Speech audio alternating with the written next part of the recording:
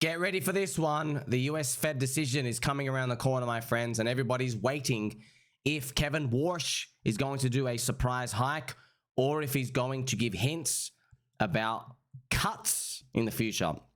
The market is undecided, but it's a yummy update time. We've got a whale Jeet that has just capitulated. 5,000 Ethereum puked. He bought all the way here in 2024. He bought around the Ethereum spot ETF, probably looking to make a trade. He has held for about 2.5 years, and now he's checked out. About a $13 million loss. Now, of course, friends, a lot of these people as well, when they sell, they probably have something else to get into. Like, for example, he might want to buy one of the memory or AI stock dips. Maybe he wants to buy that instead and make like 20% on that, for example, and he thinks Ethereum is not going to move. I would strongly advise against that, because what you'll find is once it's consumed your soul and it made you sell, that's when it actually starts to move. Pokemon card influencers are now posting portfolio screenshots. This is a small dip. It's just getting started. So friends, this is something interesting to see. If you're in crypto, you've watched everything in the world do an alt season. Everything. AI stocks, potatoes, RuneScape, coal, everything. Okay, especially Pokemon cards. And something we always notice, friends, when they start posting the portfolio screenshots, it's a very big warning sign. Now, the Pokemon card explosion has been huge, and it's gone on for a very, very long time. So it makes everyone question, oh, this time is different. It's not going to come down. But really, it's not about that, friends. You got to remember, everybody in the Pokemon cards, they are not taking cycles seriously. So that's how you know you've got expensive prices. Because people in the game, they don't understand cycles. They don't know cycles. They don't understand things can move up and down. To them, down is like something drops 20% and then it comes back 3 months later. That's what down is to them. Like this gentleman's portfolio, friends. See, look, it's literally just going up forever. Okay. Now, obviously, we know in crypto, hey, dude, it doesn't have to come back in 2 months. Actually, you could still be down after 2 years. Yeah. And that was a vicious Pokemon bear market from 2022. But in crypto, we're moving on to the 6th year. So more than 5 years. We also have a famous saying on crypto Twitter as well, friends. Once you start to see people post their P&L screenshots, you should be taking profit as well. So that's something to consider. A stock market guy is losing his mind due to a minus 19% drawdown from the top of his portfolio. In crypto, we go down minus 95% frequently, and then we have to use $10 duties to buy more every week. That's right, friends. Join Spoony Wielders today. We are buying every single week. I do the weekly buy. We got early access friendship. This guy, friends, has a nice account. He had 4.8 million. He's down 18%. And look at him. He's actually crying. He's like, oh no, oh no. How could I possibly get through this? Which is actually quite wild to see. But actually even more disastrous, which I've noticed, friends, his portfolio high was 27 million. Okay, now I see his pain. I've just noticed his life. I don't think it was a portfolio. I don't think he's down 18%. He was 27 million. He's down to 3.8. I wonder what he's in. A lot of these guys, friends, they're in stocks.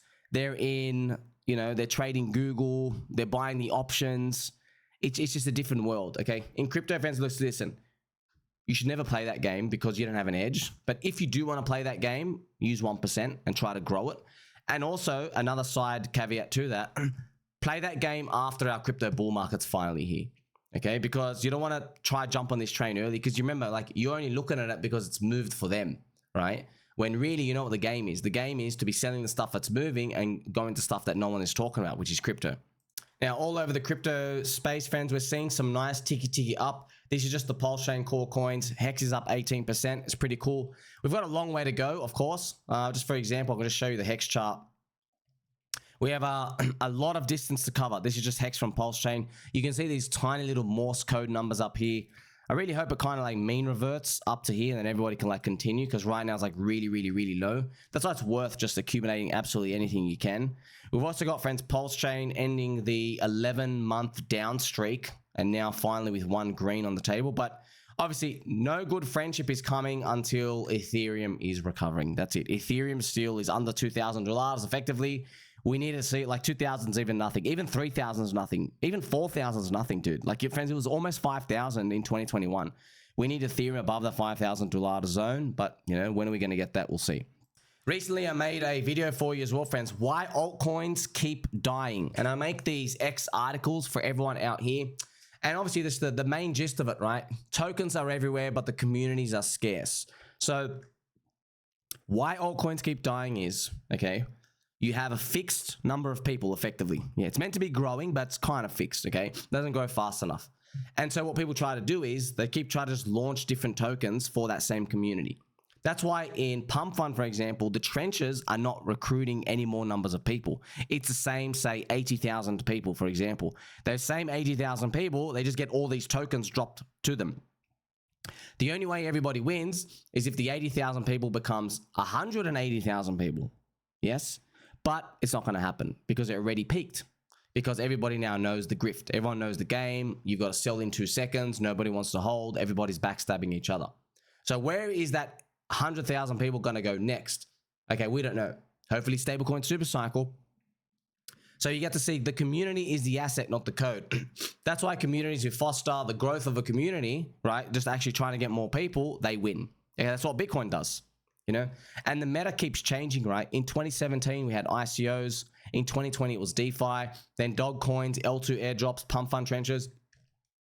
You know, friends, as well, crowd favorite Lyn Alden, she says altcoins are doomed and they're never coming back. She goes, because we just had a meme coin pump fund cycle where that's why she said that, well, that's just you admitting there's no use case for this stuff, where you're just speculating just to speculate for no reason.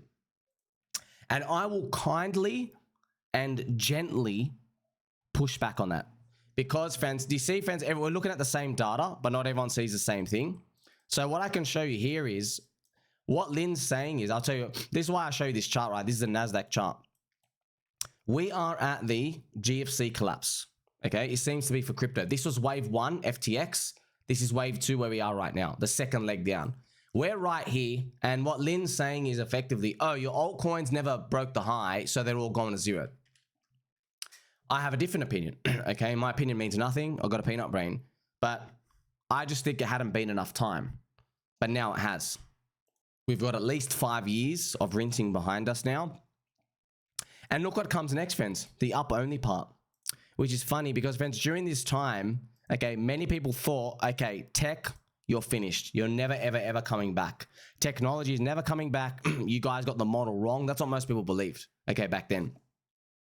It's funny only now because the NASDAQ went so high, people say, oh, it was so obvious. You know, Facebook was going to come out and change the world, and Amazon and Google.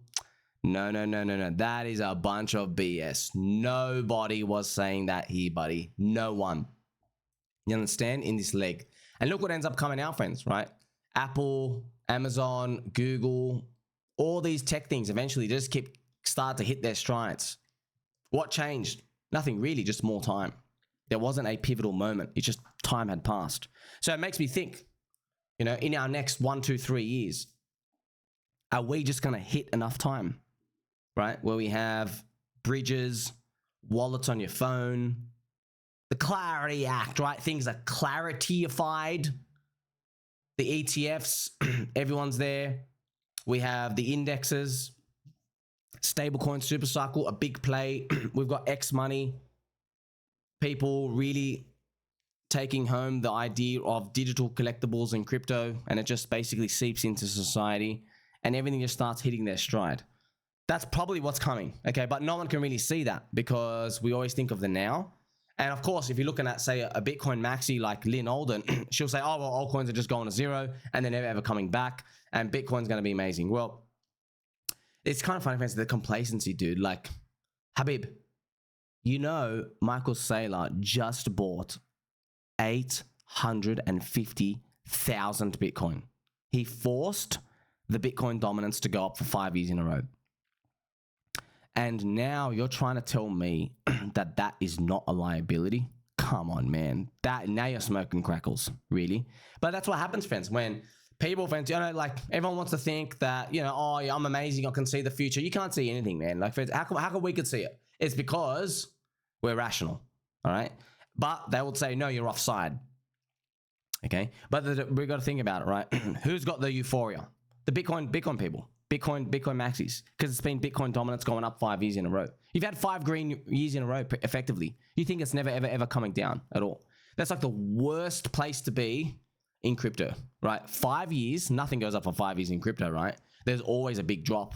And this is like 5 years, right? Usually it's up 3 years, down 1 year for the cycle. Bitcoin dominance has gone up for 5 years in a row, my friends. And I can show it to you right now, like right here. Literally right here. 1, 2, 3, 4. Look at this. We're on the 5th year. Man, it's just wild. We're living this like in real time, in slow motion. That's how you know, because you've had like an infinite amount of time to exit. Okay. You've literally had, friends, an infinite amount of time to think about. You've had 2 years to think about this. Actually more.